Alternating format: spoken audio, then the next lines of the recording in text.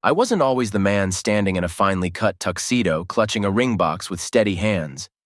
Not long ago, I was just a loyal right-hand man to the most ruthless executive on the East Coast, Vanessa Crowley, CEO of Crowley Innovations.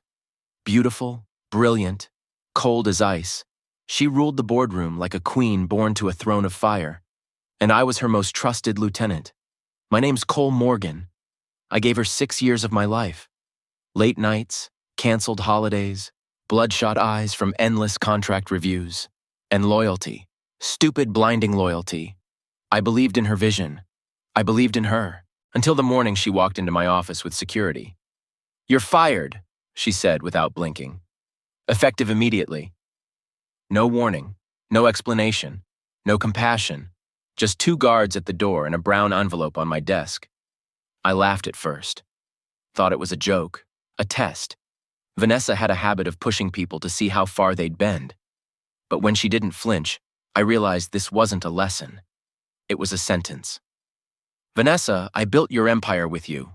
You're not even going to tell me why?" She tilted her head slightly. Her hair, long, raven black and immaculate, barely moved. "You forgot your place, Cole. You started thinking you were irreplaceable." The guards moved in. One grabbed my arm, gently, professionally. I didn't fight. I just looked at her, searched her face for something. Guilt, regret, anything. But there was nothing. That day, I lost more than a job. I lost the illusion. The media picked up the story, of course. Scandal inside Crowley Innovations. Rumors swirled, insider betrayal, power struggle, embezzlement even. I said nothing. I let the silence speak for me. The only call I answered was from Ava Stanton, CEO of Stanton Tech, Vanessa's biggest rival and the only woman who had ever challenged her dominance in the sector. "I heard you're a free agent," she said. Her voice was smooth, confident, and unlike Vanessa, warm. We met for lunch, and by the end of the week, she offered me a position as her COO, just like that. And this time, I didn't just feel respected. I felt seen. Ava wasn't like Vanessa. She smiled without an agenda. She challenged me, but not to crush me. Somewhere between late-night meetings and shared glances over data dashboards, something real started growing. 3 months later, I asked her to marry me. And now, here I was, at the altar of an oceanside estate, with the Pacific wind in my hair and the scent of roses all around, waiting to begin again. The music swelled. The guests turned, and that's when the air froze. Because standing at the end of the aisle, in a long white wedding dress, lips painted the same red she wore the day she fired me, was Vanessa Crowley. She wasn't invited, and she wasn't smiling. Whispers cut through the ceremony like razors. Guests turned to one another in disbelief, unsure if this was some elaborate prank or a publicity stunt. The wedding planner nearly dropped the bouquet. A photographer's flash popped, catching Vanessa's silhouette like a ghost against the sunlight. I didn't move. I couldn't. Her eyes locked on mine, steady, sharp, a flicker of amusement behind them as if she were daring me to speak first. Ava hadn't seen her yet. She was still inside the villa, waiting for the signal. Vanessa took a slow step forward. The train of her dress dragged across the white rose petals that were meant for someone else. "Stop her," someone whispered. One of Ava's assistants, probably Dylan, her security detail, stepped forward, but Vanessa raised her hand calmly. "I have something to say," she announced, voice slicing through the tension like a gavel. "This is private property," Dylan said, stepping in front of her. "And you're not on the guest list." "Neither is betrayal," she replied with a smile. "But here we are." I stepped forward, trying to process the surreal weight of the moment. "What are you doing, Vanessa?" She looked at me like I had asked something stupid. "You're marrying my COO rival, at an estate I partially own through shell acquisitions, with press invited and tech partners in attendance. And you ask me what I'm doing?" "You fired me," I shot back, low enough for only her to hear. "You burned that bridge." Her expression didn't change. "No, Cole." I cleared the path. Before I could respond, the doors opened behind us. Ava walked out, radiant in ivory, glowing with anticipation, until her gaze found Vanessa. Everything about her froze. "What the hell is this?" Ava asked, voice firm but confused. She turned to me. Cole? I didn't know she would. She shouldn't be here. Ava cut in, staring daggers at Vanessa. Vanessa smiled politely. Congratulations, Ava. You got my leftovers. The slap was almost too fast to see. Ava's hand connected with Vanessa's cheek like thunder. Gasps rippled through the crowd. Vanessa didn't flinch. In fact, she looked satisfied. You think this is a game? Ava hissed. No, Vanessa said softly. This is business. The security team started escorting her out, but Vanessa's voice rose again. You should ask your fiancé what really happened at Crowley Innovations before you say I do. There are things you don't know, things he's never told you. She didn't resist as she was pulled away. She didn't have to. She'd already detonated the bomb. I looked at Ava. Her jaw was clenched. Her eyes narrowed. What is she talking about, Cole? I opened my mouth, but the words caught in my throat. She walked past me, bouquet abandoned, veil sliding off her shoulders like a ghost of what could have been. The ceremony was over, and somehow I was back in freefall. I didn't leave the estate until the last guest was gone. Someone had knocked over the champagne tower. White chairs lay scattered like forgotten promises, and the floral arch, the one Ava chose herself, had already begun to wilt under the late sun. Dylan, ever loyal to Ava, walked up to me with a strained look. She went back to the city, he said. Told me not to let you follow. Did she say anything else? He hesitated, then handed me the engagement ring. She said you should keep it, for now. I took it. The weight felt heavier than it had that morning. For hours, I sat alone on the deck overlooking the ocean, trying to untangle the knot Vanessa had just tightened around my throat. What did she mean by things Ava didn't know? What exactly had I buried? Truth was, my departure from Crowley Innovations wasn't as clean as I pretended. I never lied to Ava, but I'd edited the truth. Carefully. Vanessa and I had been close. Too close, maybe. There had been nights when the lines between strategy and something else blurred. Long flights, shared hotel rooms, silent looks across boardroom tables when no one else noticed. But we never crossed the line. At least I didn't think we had. Then again, Vanessa never played by rules. She rewrote them. The night before I was fired, we had dinner in her penthouse, just the two of us. She brought out a bottle of Macallan, one she'd been saving for the next acquisition milestone. I remember laughing. We toasted. She leaned in. I felt the heat of her breath and stepped back. Politely, respectfully. She didn't say a word.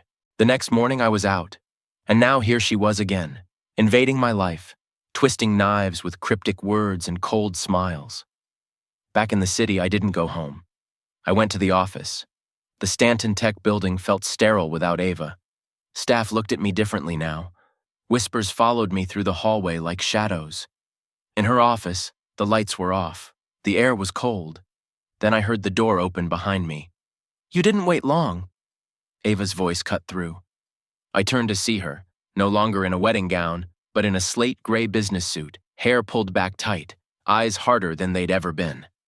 I needed to see you, I said. Talk. Then talk. I never slept with her. She didn't blink. That's not what I asked. I know, but I needed to say it first. She crossed her arms, her posture more CEO than fiancé now. I didn't lie to you, I said. But I didn't tell you everything either. There was tension with Vanessa. She blurred lines, manipulated things. The night before she fired me, something almost happened. But it didn't. No. She nodded slowly, eyes unreadable. Why now? She asked. Why destroy the wedding? Why show up in a wedding dress, Cole? That wasn't revenge. That was strategy. I sighed. Because she's not done with me. Or with you. Ava walked to the window. The city skyline glimmered in silence. She didn't just buy shares in the wedding estate, Ava said quietly. She's been acquiring real estate linked to our company's upcoming merger site. She's positioning herself. And using me to do it.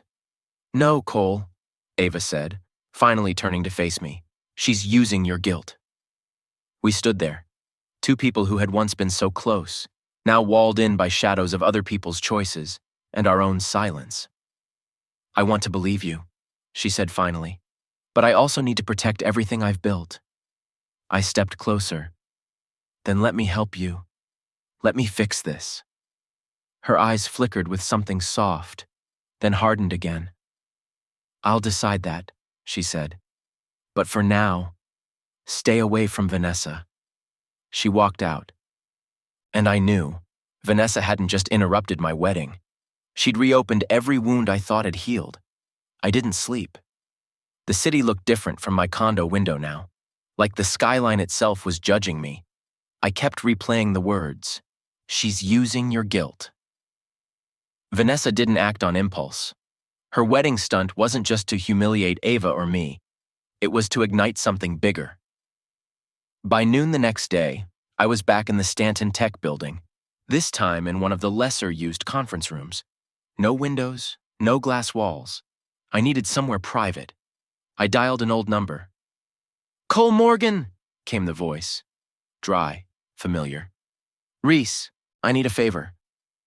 "How illegal?" "Gray area." "I'll wear gloves." Reese Caldwell used to work in cybersecurity for Crowley Innovations. We'd shared drinks and data breaches for years. He owed me favors, and I was finally cashing in. "I need a map of every acquisition Vanessa's made in the past 6 months," I said, "especially ones under shell corporations. Any linked to Summit Properties, Viridian Holdings, or Redwood Logistics." He whistled. "She's moving infrastructure. That's next-level war." "Just find out what she's positioning for." "You think she's trying to collapse Ava's merger?" I paused. "I think she's trying to collapse me." An hour later, Reese sent me a link to a secure folder. Inside were PDFs, registry records, and spreadsheets mapping out a web of silent acquisitions. 6 properties adjacent to the proposed tech campus Ava's team had been negotiating for. A few old warehouses, a data hub, one tiny parcel that served as a key access road. It was brilliant. If Ava moved forward without realizing it, Vanessa could bottleneck the entire logistics chain. But one file stood out. A payment issued to a shell firm that rented a penthouse suite just blocks from Stanton Tech. The name on the lease? Delilah Shaw. Delilah used to be Ava's executive assistant. Vanessa had bought her. And worse, I'd hired her. I sent the info to Ava, labeling it urgent. 5 minutes later, my phone lit up. Her voice was cold and calm. "Come to the 11th floor, now!" When I entered her office, she was holding the printed lease with shaking hands. "She's inside my walls," she said, "and I didn't even see it." I approached carefully. "Delilah's been leaking your internal meeting times." Reese found cross-reference timestamps between her login sessions and Vanessa's public moves. "She knew the merger site before we finalized it. That's how she bought around it so fast." Ava turned to me. "She's not just sabotaging business. She's trying to kill me in front of the board. She wants both of us humiliated," I said. "And I think this is just the beginning." Ava stared at me. "Why didn't you tell me everything earlier? I thought I was protecting you, protecting us." Her silence was louder than any accusation. Finally, she asked, "Do you still have feelings for her?" That question hit harder than I expected. Not because I didn't know the answer, but because I wasn't sure if Ava would believe it. "No," I said. "Not anymore. I think I only admired her power, but she used it to destroy, not to build." Ava studied me. "Then help me build something she can't burn down." That night we made a plan. We'd feed Delilah false intel, lead Vanessa into a trap, isolate her leverage, expose her hands. But Ava had one condition. No more secrets, not one. And I promised, not knowing that Vanessa had already moved her next piece. And it was someone I trusted even more than Delilah. Delilah took the bait. We didn't tell her directly, of course. That would have been sloppy. Instead, Ava crafted a perfect decoy, a fake expansion plan. A mock logistics layout for an alternative merger site on the East End. Complete with doctored executive memos, fabricated supplier lists, and a planned date for groundbreaking. Delilah found the file exactly where we wanted her to. Unsecured, innocent. Too tempting to resist. Within 48 hours, Vanessa had made her move, snapping up adjacent lots under a different shell company, Blue Harbor assets. Reese confirmed the transfers. We had her pattern now. Her hunger for control was compulsive. But then, something didn't fit. Vanessa had always been surgical. Ruthless, yes, but strategic. She wouldn't make the same mistake twice. She had to know we were watching her now. So why fall for the trap? Unless she wanted us to think she'd taken the bait. That night I walked the quiet Stanton Tech hallways, past cubicles cloaked in darkness and the humming silence of idle machines. I needed space, air. I ended up in the archives room. Ava kept hard copy backups of everything, a habit she called insurance against digital spies. It was the one place I trusted. I wasn't alone. Someone was already there, back-turned, tall, lean, skimming through a drawer of employee records. "Looking for something?" I asked. The man turned, and my heart stopped. Mark Dennett, my oldest friend at Stanton, head of operations, the guy who vouched for me during my hire, the man who stood beside me when Vanessa dumped me into professional exile. He jumped, then smiled awkwardly. "Cole, you scared the hell out of me. What are you doing down here?" "I needed to verify some vendor contracts, got flagged earlier this week." "Why would vendor contracts be in personnel files?" A pause. Not long, but long enough to confirm what I already feared. "You're not here for contracts," I said, stepping closer. "You're looking for leverage." "Cole, you're working with her." His silence was answer enough. I grabbed his wrist as he reached for his phone. "How long, Mark?" He sighed. "Since before you were fired." She approached me directly. I let go, disgusted. "She offered me a board seat if I helped destabilize Stanton's merger," he said. "She said Ava was reckless, that she was playing with fire. I didn't think she'd go this far. And yet, here you are, digging. I was trying to find out if you were still loyal, if you were feeding her too." The accusation stung. I walked away from her. You walked toward her. "She made me feel seen," Mark said quietly. "You, of all people, should understand that." I stared at him, breath shallow. We'd been friends for over a decade. College, first jobs, first heartbreaks. But this wasn't just betrayal. It was calculated. "You're going to tell Ava," I said. "Or I will." He shook his head. "You'll never prove it. There's no paper trail, no emails. Vanessa's too smart for that." I narrowed my eyes. "Then I guess we'll have to outplay her." He left. And I was alone with the cold truth that the walls around me weren't just compromised. They were crumbling. The next morning, I confronted Ava. She got to Mark. Ava's jaw tensed. Damn it, I trusted him. "We all did." She paced, thinking. "We can't fire him, not yet, not without cause." "Then we bait him," I said, "the same way we baited Delilah." Ava paused. "Unless Vanessa already knows we know." I looked at her. "Then we set a fire so bright she can't ignore it." She smiled, cold and precise. "You thinking what I'm thinking? Let's burn her favorite tactic to the ground." We were no longer just trying to defend Stanton. Now we were going to bleed Vanessa's empire. One fake deal, one turned mole, one public humiliation at a time. But there was still a problem. Mark wasn't Vanessa's only pawn, and someone else was already feeding her something far more dangerous than files. Something personal. The headline dropped at 7:05 a.m. CEO Ava Stanton involved in secret affair with former Crowley exec turned COO, wedding sabotaged over love triangle. It spread like gasoline fire. Within an hour, it was on every business blog, gossip feed, and social media platform. Complete with photos, some real, some doctored. One showed me and Ava in a candid boardroom moment, cropped to make it look intimate. Another, a photo from Vanessa's infamous wedding crash stunt, now captioned like it was proof of a twisted love affair gone wrong. My phone buzzed, non-stop. Investors, journalists, friends asking if it was true, but nothing hurt more than Ava's voice. "You need to see me, now." I arrived at her penthouse before sunrise. She stood barefoot, in a long shirt, hair unbrushed, so different from the flawless CEO the world saw. In her hand was her phone, its screen glowing with the image of the article. "She timed this," she said, jaw tight. "She waited until the Delilah play was done. Now she's rewriting the narrative." "It's all fabricated," I said.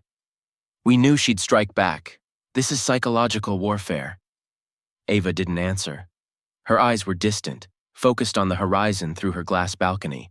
The board will ask questions. Clients will hesitate. I'm already fielding calls from people asking if I compromised confidential strategy for you. I moved toward her. Let me handle this. I'll take the fall publicly, deny everything, and shift the narrative. She turned sharply. No, that's not how we fight her. She wants you to crawl. She wants me to doubt you. I paused. Do you? She didn't answer. That silence stung harder than the headlines. Later that day, Stanton Tech's PR team put out a carefully crafted statement denying all accusations. I stood beside Ava on camera, the two of us composed and professional. But behind the facade, we were cracking. The worst part wasn't the story itself. It was how much truth it almost carried. There was tension between us before the wedding. There had been blurred lines between me and Vanessa in the past. And now, with everything public, those cracks were out in the open for all to see. I needed air. I drove out of the city, toward the cliffs near Crescent Bay. The wind whipped harder out there, cleaner, colder. That's when I saw her, Vanessa, sitting on the hood of her car like she'd been waiting for me. How did you know I'd come here? I asked. She smiled. You always run when you feel cornered. You've been doing it since I first hired you. Did you write the article? I leaked it, she said casually. I didn't write it, but truth is boring. Perception is power. You're destroying reputations now. No, she corrected. I'm shifting narratives. Ava built herself as untouchable, polished, moral. I made her human again. I stepped closer. Why me? She tilted her head. You were the only man who didn't beg me for power. You didn't need to chase it. That made you dangerous. And Ava, she made you soft. You're jealous. No, Vanessa said quietly. I'm disappointed. You had the potential to reshape the industry. With me. And instead, you're holding hands with a woman who plays by rules she doesn't understand. I'm not playing anyone's game anymore. She leaned closer, her voice like silk soaked in poison. You're always playing Cole. You're just losing now. I left her there, on the cliff, her silhouette outlined by the setting sun. When I got back to the city, Reese was waiting outside my door. I found something, he said. He handed me a flash drive. There's a second mole, he said. Vanessa didn't just want business intel. She's been gathering recordings, private conversations, ones held in Ava's own penthouse. I stared at him. How? He hesitated. Her building was wired. The surveillance comes from someone who had regular access, not staff. My stomach twisted. There were only two people who ever stayed long enough in Ava's home to plant something like that. Me or her sister. You think it's me? Ava's voice cracked like glass. I didn't say that, I replied. No, you implied it. Or worse, you believe it. She stood barefoot in the kitchen of her penthouse, trembling, half-dressed in an oversized hoodie, phone still glowing with the latest news headline. Is Stanton Tech cracking from the inside? I stepped closer, quietly, slowly. I said there are only two people who've spent enough time here to have planted something. It's not an accusation. It's deduction. Then say her name. Audrey, I whispered. Ava looked away. Her younger sister, Audrey Stanton, had moved back into Ava's life just over a year ago, after rehab, after bankruptcy, after scandal. Ava had taken her in, given her a place to stay, a trust account to stabilize, and a part-time PR consulting role at Stanton Tech. She wouldn't betray me, Ava said, but there was doubt now, a tremble beneath her conviction. She might not have known what she was doing, I said. Vanessa's good at appearing like a friend. She probably offered her something, exposure, a comeback, attention. Ava slowly sat down. I've protected her from everything, and maybe that was the problem. Reese arrived 20 minutes later with two things, a signal scanner and a file of access logs. The scanner pinged twice, once under the bar cart in Ava's living room, and again near the hallway mirror. Both devices were hidden in innocuous decor pieces that had been recently gifted. I cross-checked delivery records, Reese said. The mirror was ordered using Audrey's personal assistant's credit card, one she uses for event purchases. Ava's face hardened. Get her here, now. 2 hours later, Audrey arrived, wide-eyed, nervous, like she already knew. I didn't know they were bugs, she said. I thought it was interior decor from a brand collab. Vanessa said she was helping me break into high-end partnerships. You knew she was my rival, Ava snapped. She told me it had nothing to do with business, just personal networking. Then why did she coach you to place a mirror near the hallway where I take my private calls? Audrey went pale. She said you were hiding things, that Cole was dangerous, that she just wanted to keep you safe. Safe? Ava nearly laughed. By feeding her my conversations? By leaking the only sanctuary I had left? Audrey broke down crying, but the damage was done. Ava walked out of the room without looking back. She didn't even slam the door. Silence was louder. I stood there, frozen, watching someone betray their own blood for attention, for validation. Vanessa hadn't needed to break Ava. She made her sister do it for her. That night, Ava didn't speak to me. Not after we removed the bugs, not after Reese left, not even when I brought her tea and sat beside her on the couch. Instead, she stared at the television, the screen blank. I don't trust anyone now, she finally said. You still have me. She didn't reply. Then quietly, what if you're next? I turned toward her. What? You were loyal to Vanessa for years, she said. You say she's a manipulator. But what if, deep down, part of you still misses her? Her voice cracked on the last word. I don't, I said instantly. I don't miss her. I hate what she turned me into, what she made me lose. She looked at me. Then let's stop reacting. Let's take the fight to her. I hesitated. How? She handed me her tablet. On it was the internal timetable for the board vote next week, the one Vanessa had been quietly working to influence from the shadows. She's planning to flip my board seat, Ava said. Install Mark. Push me out. That's a corporate coup. She wants my company and my legacy, so let's give her what she wants. I frowned. We're letting her win? No, Ava said, eyes cold. We're going to let her think she won, and then we burn everything she built. There's a particular kind of silence that comes just before a storm breaks. The morning of the board vote, Stanton Tech's headquarters buzzed with an eerie kind of stillness, like the building itself was holding its breath. Ava sat in her corner office, composed but steel-eyed. She wore a charcoal suit with razor-sharp lines and a single silver necklace. No earrings, no embellishments. Minimal. Tactical. Are you ready? I asked. She didn't look at me. I was born for this. The plan was simple in design but complex in execution. Let Vanessa think she had flipped enough votes to win Ava's seat. Let her walk into the lion's mouth believing the crown was already on her head, then pull the floor out from under her. We had the evidence.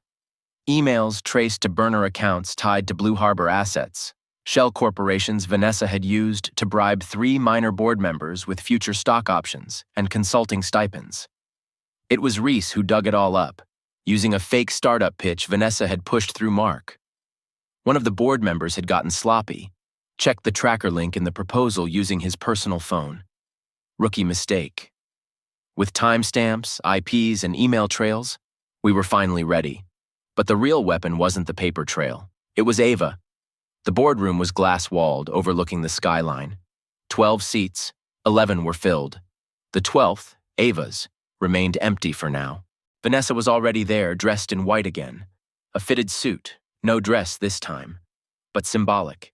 She wanted the narrative, the takeover bride, to stick. Mark sat 2 seats to her left. He didn't meet my eyes.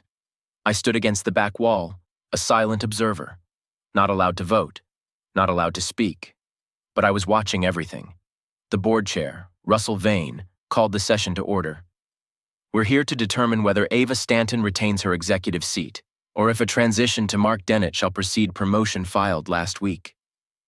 There was a flicker of smugness in Vanessa's eyes. She tapped a tablet slowly with one manicured finger. Just before the vote began, Ava entered.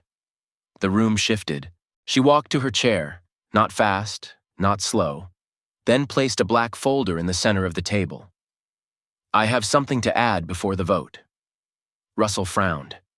This isn't regular procedure. You'll want to see this. She opened the folder and passed a copy to each board member. Inside, a 10-page dossier, a step-by-step map of Vanessa's shell corporations, the financial trails and transcripts of calls pulled from Reese's audio intercepts. Each page dated, verified. Brutal. The room fell into stunned silence. Vanessa didn't blink. She simply leaned back and crossed her legs. I'm not denying I'm strategic, she said calmly, or that I plan 5 moves ahead. But you are denying you bribed sitting board members to oust a CEO? Ava asked. No answer. You used corporate espionage, Ava continued. Manipulated votes. And if any of you choose to back her now, you'll go down with her. Russell cleared his throat, suddenly pale. We need to recess. This is serious. It's criminal, Ava corrected, and if we need to take it outside these walls, I will. One of the members, Clarence Booth, a quiet man who had always voted neutral, stood up. I retract my support for the motion. I was misled. Vanessa looked at him like he'd just taken a bite out of her. One by one, the others followed, and then all eyes turned to Mark. He looked at me, then slowly, quietly said, I rescind my candidacy. Ava didn't smile. She didn't need to. Vanessa stood. Well played, she said, but this isn't over. No, Ava replied, it's just beginning. Vanessa walked out without another word. The board didn't cheer. They didn't clap. This wasn't a victory lap. It was the beginning of a different kind of war. That night, Ava and I sat on her balcony watching the city glow. She'll come at us differently now, I said. She'll come harder, Ava corrected. Then she reached for my hand. For the first time in weeks, it felt real again. But neither of us knew what Vanessa was planning next, or that she had just boarded a plane to Geneva, where her most dangerous play had already begun. Geneva didn't look like war. The air was crisp, the lakeside calm. But inside a black glass tower overlooking the city center, Vanessa was orchestrating a silent siege. The nameplate on the door read Crowley International Holdings, a shell corporation, legally unaffiliated with Crowley Innovations in the States, but funded through a labyrinth of offshore accounts. She wasn't just rebuilding, she was rebranding. Vanessa stood in front of a floor-to-ceiling window, holding a folder stamped with a red seal. Acquisition Proposal, Stanton Tech, Intellectual Property, EU Division. She turned to the man beside her. Sleek Italian suit, slicked back silver hair. Are the papers ready? She asked. He nodded. All that's left is Stanton's signature. We offer them a lifeline, make it look like mercy, then swallow them. Vanessa's lips curled. Perfect. Back in San Francisco, Ava stared at the news release from her legal team. Crowley International was offering a partnership, more like a hostile buyout disguised as an alliance, with Stanton Tech's underfunded European division. It looked polished, friendly, even promising, but to us it was clear Vanessa had shifted the battlefield. She's using international law to outmaneuver you, Reese explained. Stanton Europe is independent enough to sell its licensing rights. Once she owns them, she'll replicate your designs before you even finish testing in the US. Ava's voice was a whisper. She wants my legacy in Europe, so she can kill it in America. I stepped closer. Then we don't let her. But she didn't answer. Her silence now wasn't fear. It was calculation. She's betting we'll go public. Panic. Defend. She wants noise so she can look like the calm one, Ava said. We do the opposite. You're going to accept the offer? I asked. No, Ava replied. I'm going to delay the offer. And while she's waiting for a signature, we move faster than she expects. We called every lead, every lawyer, every government contract official across the Atlantic. Ava worked 18-hour days. I worked 20. Audrey, desperate to make amends, volunteered to travel to London and Paris to stall local negotiations. Meanwhile, Vanessa began making moves in the press, interviews about bridging continents and forging unity and innovation. She smiled, wore white again, a new uniform for a new arena. but behind that smile I knew her patience was thinning. Then one morning, a courier delivered a single envelope to Ava's penthouse. No return address. Inside, a court summons. Vanessa had filed an injunction in Switzerland, accusing Stanton Tech of reverse engineering Crowley International prototypes, which technically she had never released, but now claimed had been in development for years. It was a complete fabrication. And yet, it worked. News of the injunction hit within hours. Stanton's stock dipped 5% before lunch. Ava locked herself in her office, reviewing the documents again and again. I knocked once, then twice, then entered without permission. She was seated on the floor, documents strewn around her like a paper sea. Her voice was calm, but flat. She's choking us, legally, strategically, publicly. I knelt beside her. Then we don't just survive, we expose her. She looked at me. You still believe we can win this? I believe we have something she doesn't. Power? She asked. No, conscience. Her lips trembled. I don't know if that's a strength anymore, she said quietly. I took her hand. It is, I whispered. Because it means when we win, it's not because we manipulated. It's because we outsmarted without losing who we are. The next day, we filed a counter-injunction, but that wasn't the move that mattered.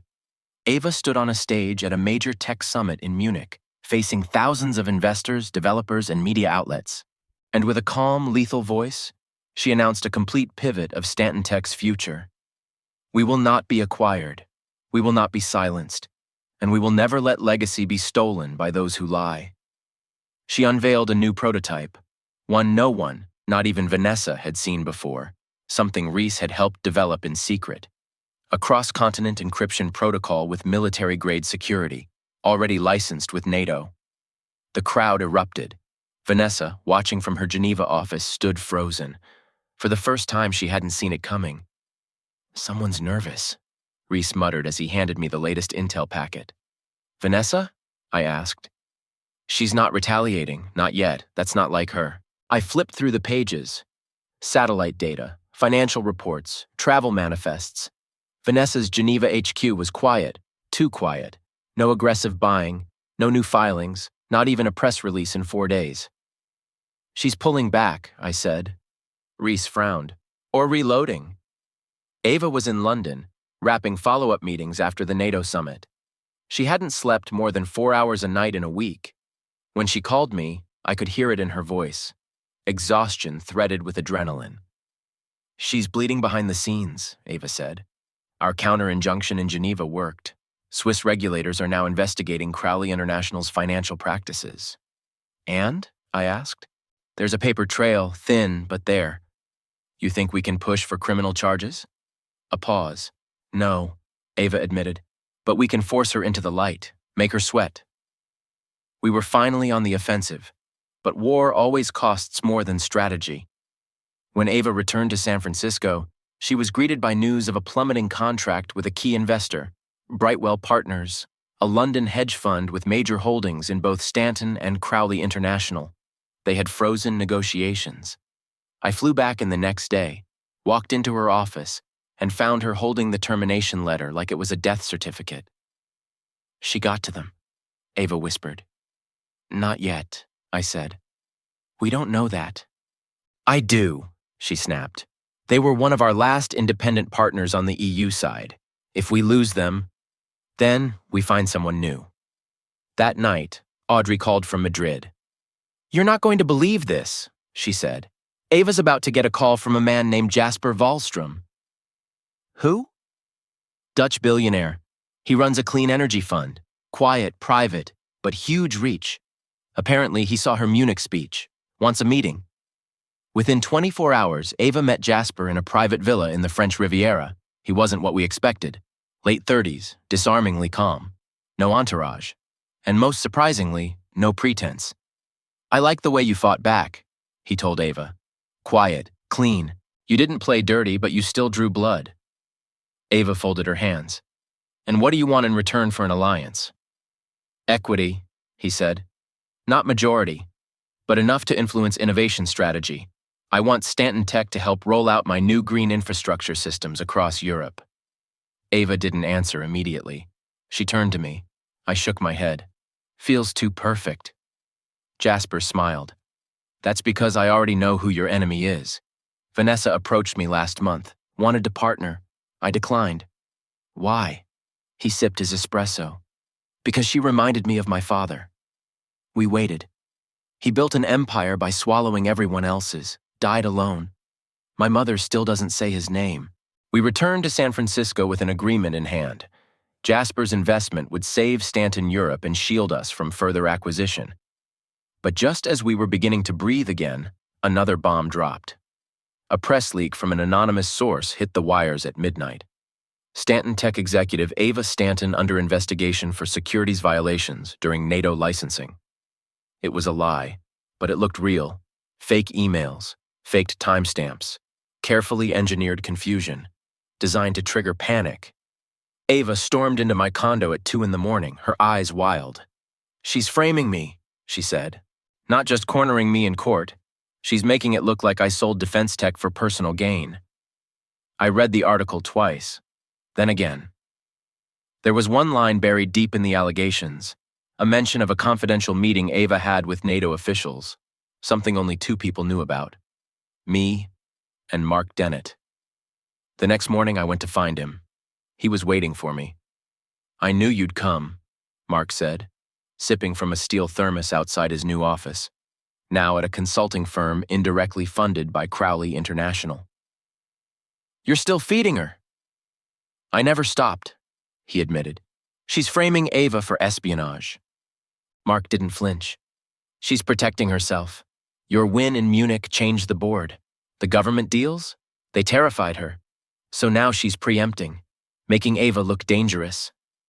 You've become a coward, he laughed, and you've become sentimental. I moved in close. If she drags Ava through a federal investigation, it's not going to end in court. It's going to end in blood.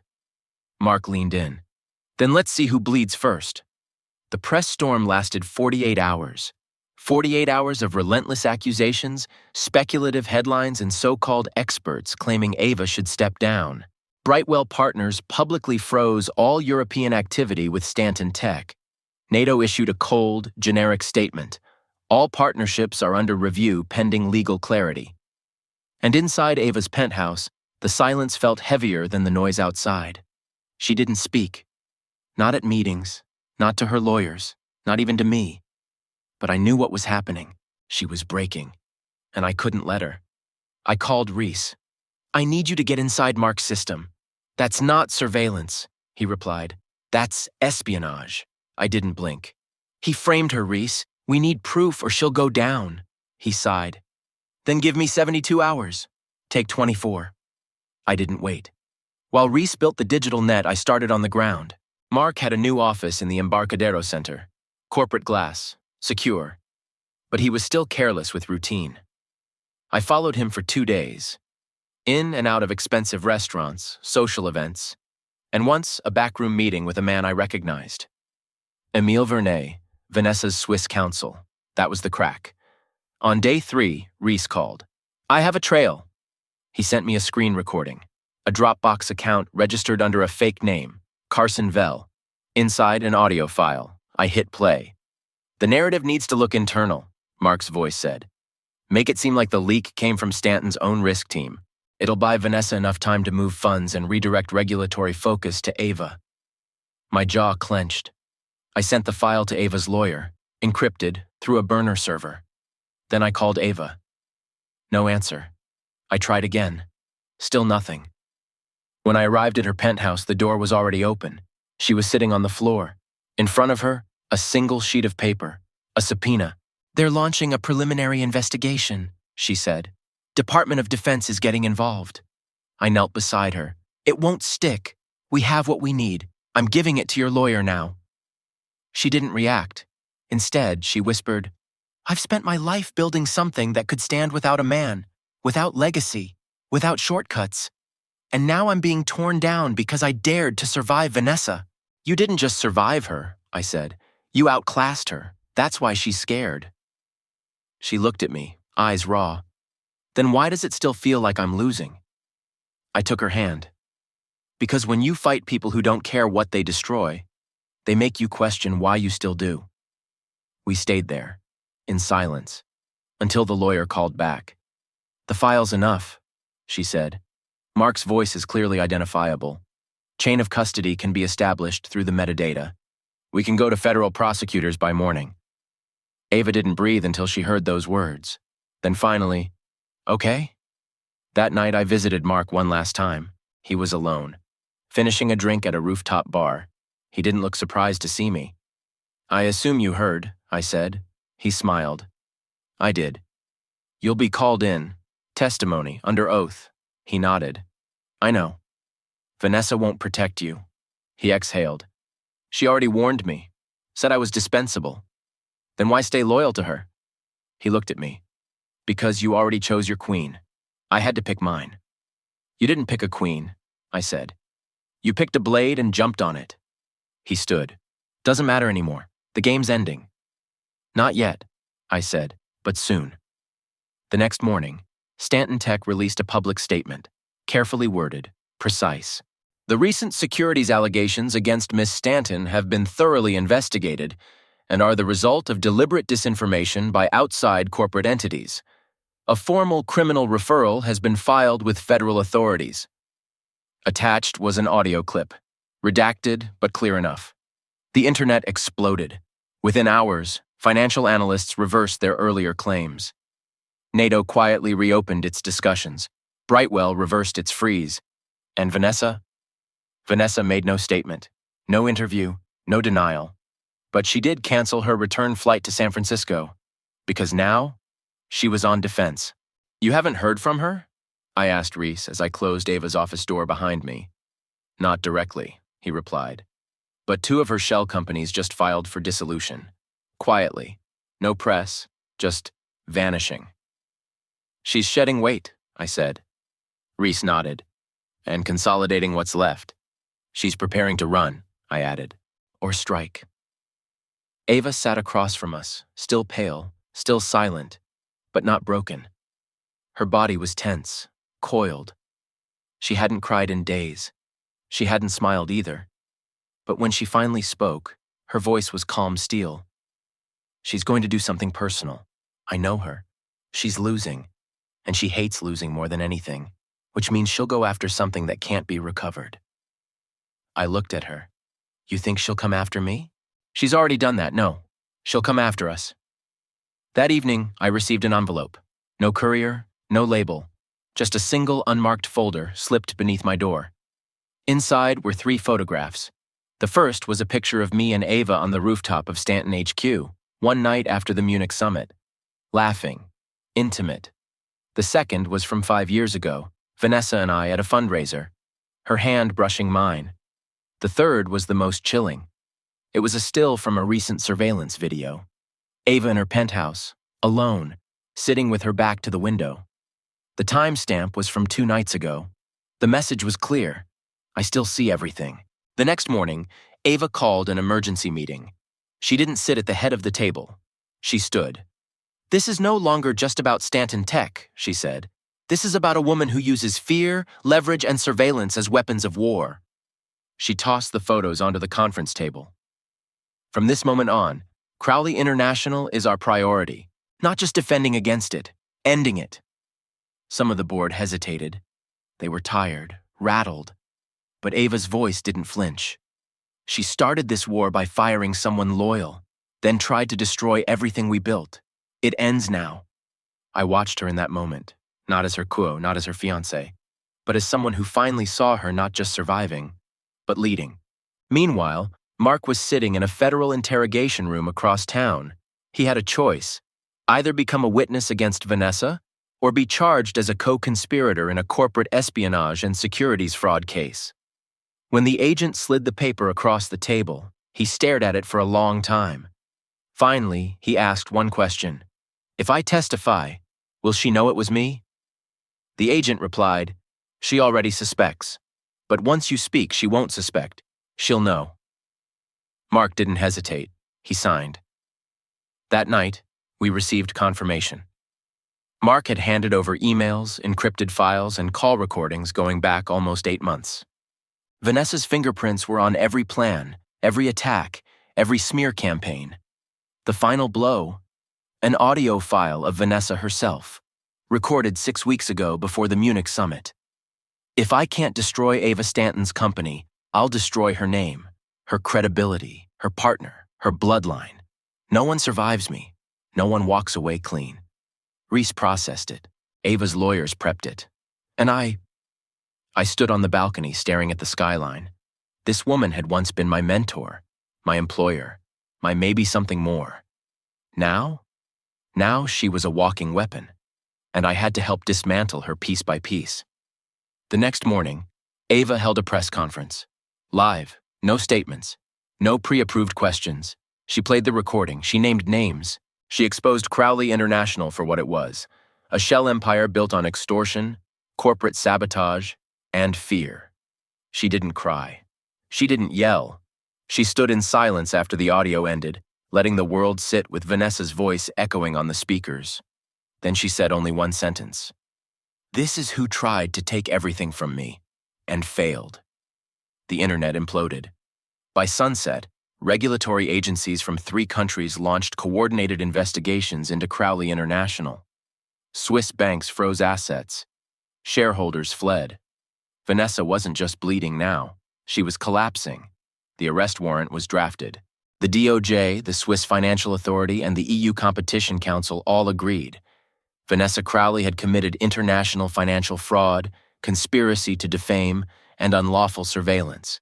But she was already gone, disappeared. Her Geneva penthouse was empty. Her offices, cleared. Even her staff had gone silent, like ghosts in expensive suits. She's off grid, Reese told us. Then she's planning, Ava replied. That same afternoon, Cole's phone buzzed. Unknown number. He answered. You've cornered me, Vanessa's voice whispered. Congratulations. He froze. Where are you?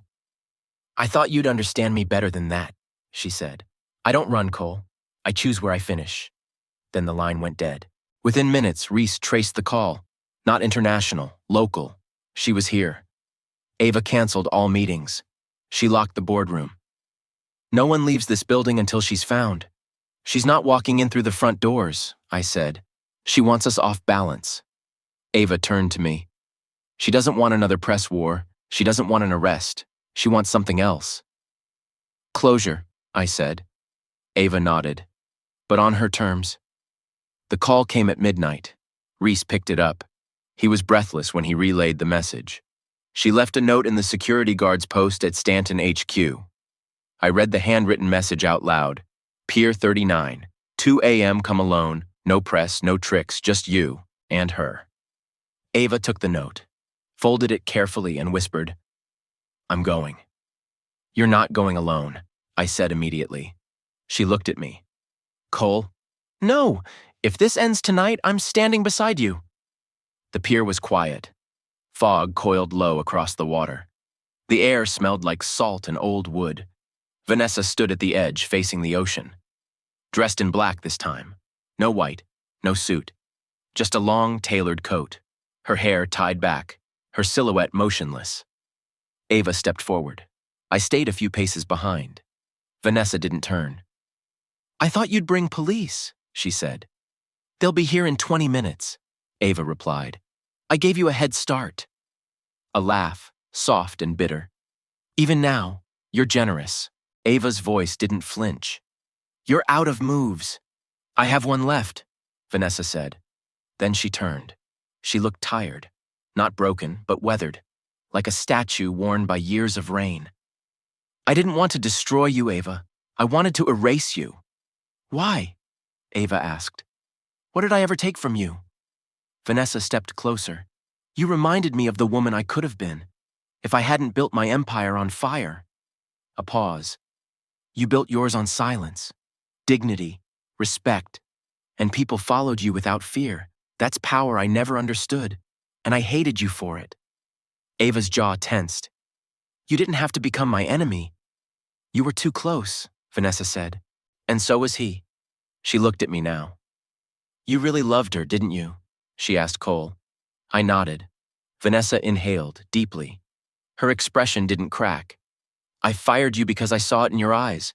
That shift, that guilt, that distance. I knew I was already losing you, so I made it quick, cold. Ava stepped forward. And you tried to finish us both. I needed to win, Ava. Once. Just once. Ava stared at her. No hate, no vengeance, just clarity. You lost, but not because of me, because you were always at war with yourself. Vanessa gave a faint smile. Maybe. Then she reached into her coat. Cole moved. Fast. But she wasn't pulling a weapon. Just a flash drive. She held it out to Ava. Every recording, every message, every file I kept, I won't use them. Not anymore. Ava took it, slowly. You still have time to turn yourself in, she said. Vanessa looked at the fog. No, I don't. Lights flashed behind us, federal agents, helicopters. She didn't run. She just raised her hands and whispered, Tell your lawyers not to be gentle. And then she was gone, handcuffed, escorted into the dark. We stood there for a long time. No words, just wind and silence. And Ava, holding the final remnant of the war in her hand. The flash drive sat in a glass case in Ava's office for 3 days, untouched, unopened. It wasn't locked away. It wasn't encrypted. It simply existed. I asked her once what she planned to do with it. I'm not ready to decide, she said. So we waited. Vanessa's arraignment was scheduled for early next week. Her lawyers filed for a delay. The judge refused. No one wanted to give her room to breathe, to twist, to manipulate. Not this time. She hadn't spoken since the arrest. No press, no statement. And maybe that was her final play, to leave us all wondering what silence meant now that there were no more knives in her hands. Meanwhile, Stanton Tech began to rebuild. Brightwell unfroze their European partnership. NATO restored contact. Jasper Wallstrom offered to double his investment. But Ava declined. We rebuild at our own pace, she told him. No more deals made in desperation. She held her first full staff town hall that Friday.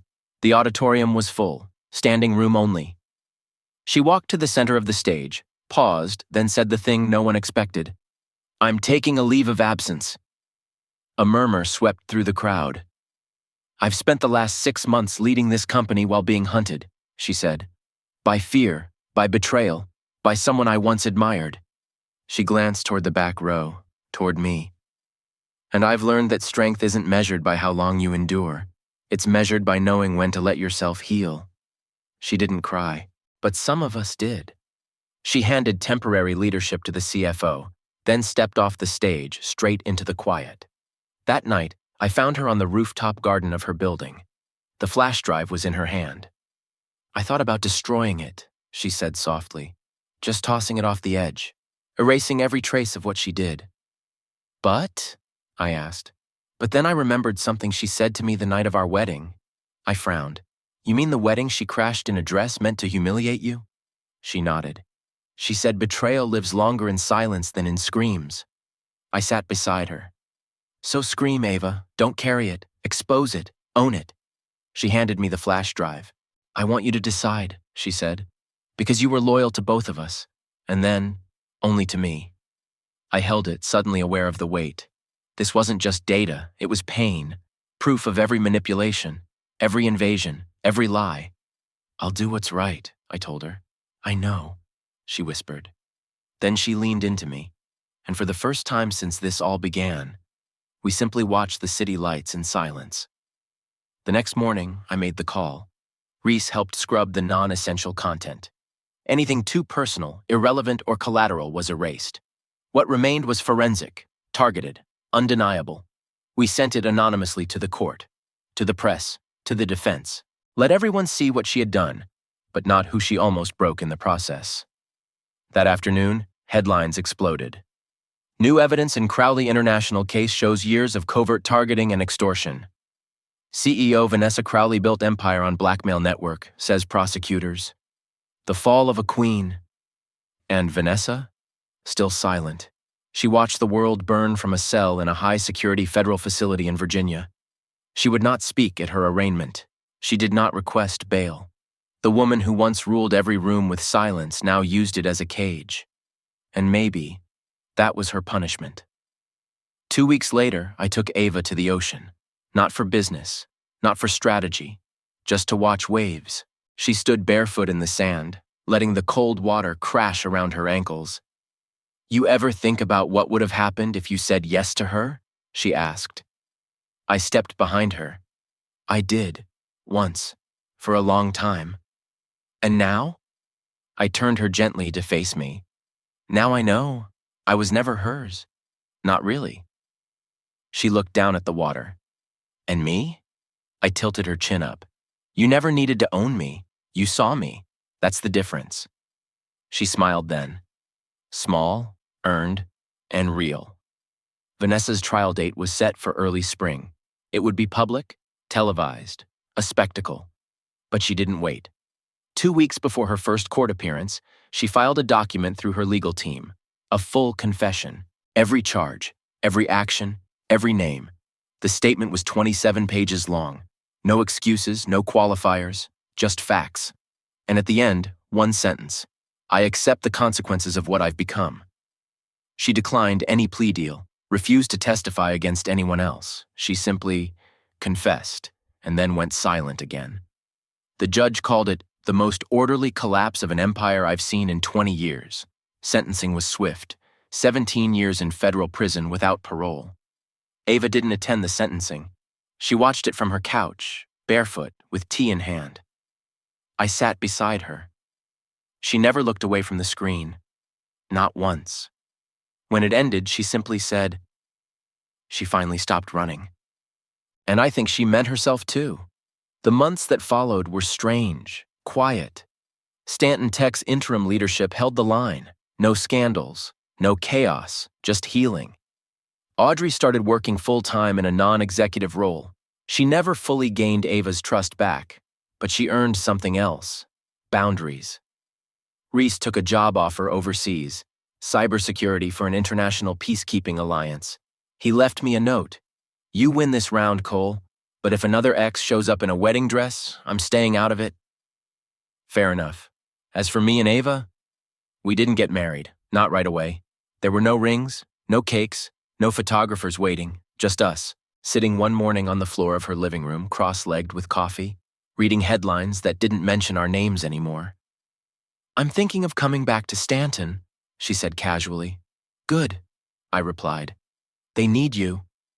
I'm not the same, she added. No, I said. You're stronger. She smiled, not because it was sweet, but because it was true. And you? She asked. You staying by my side? I looked at her. Not the CEO, not the survivor, just the woman. As long as you'll have me. She leaned in, kissed me, no fire, no drama, just the exhale of two people who had already survived the worst. 3 months later, Ava returned to Stanton Tech. No press, no speeches, just a firm handshake with the board and a quiet email to staff. Let's move forward, together. They did. So did we. The last time I heard Vanessa's name was on the day the networks aired a documentary about the fall of Crowley Innovations. It used the usual titles: The Ice Queen's War, Boardroom Betrayals, The CEO Who Went Too Far. I didn't watch it, neither did Ava. She took my hand that night, pulled me outside, and said, let's walk instead. We passed by the restaurant where we first met, the office building where I first stood beside her during a product launch, the bookstore where she once bought me a novel with a torn cover. You still have it? She asked. I nodded. Every page. She smiled. Then whispered the last words of the story that wasn't a headline anymore. Then let's write the next one. Slower. And we walked on. No cameras, no wars, just breath, just peace, just us.